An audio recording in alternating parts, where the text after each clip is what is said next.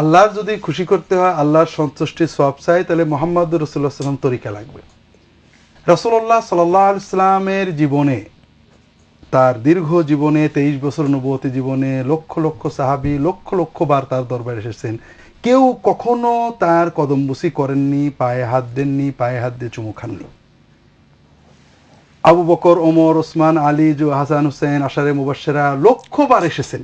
23 বছরের জীবনে লক্ষবারের একবারও তার পায়ে হাত দেননি, কদমবুসি করেননি। হযরত ফাতেমা তার পিতার কদমবুসি করেননি, তার স্ত্রীরা তার কদমবুসি করেননি। রাসূলুল্লাহ সাল্লাল্লাহু আলাইহি ওয়াসাল্লাম বলেছেন, দেখা হলে সালাম দিতে।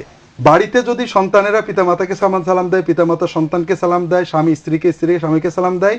তিরমিজি শরীফের হাদিসে রাসূলুল্লাহ সাল্লাল্লাহু আলাইহি ওয়াসাল্লাম বলছেন, বাবা তুমি যখন বাড়িতে যাবে তোমার পরিবারের সদস্যদেরকে সালাম দিয়ে বাড়ি ঢুকবে।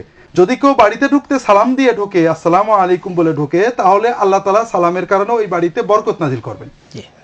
কিন্তু সালাম এবং মুসাফা, হাত মিলানো, এই দুটোর সওয়াব সহিহ হাদিসে আসছে। আর তৃতীয় একটা আমল আছে, সেটা হলো কপালে বা হাতে চুমু খাওয়া। পিতা মাতা সন্তানের কপালে বা হাতে চুমু খাওয়া, এটা সুন্নত সম্মত আমল, এর কোনো সওয়াব কোনো হাদিসে নেই। পায়ে চুমু খাওয়া, পায়ে হাত দেওয়া, সালাম করার কোন রকমের সওয়াব, বরকত, ফজিলত তো দূরের কথা, রাসূলুল্লাহ সাল্লাল্লাহু আলাইহি ওয়াসাল্লাম সাহাবীরা কখনো করেন।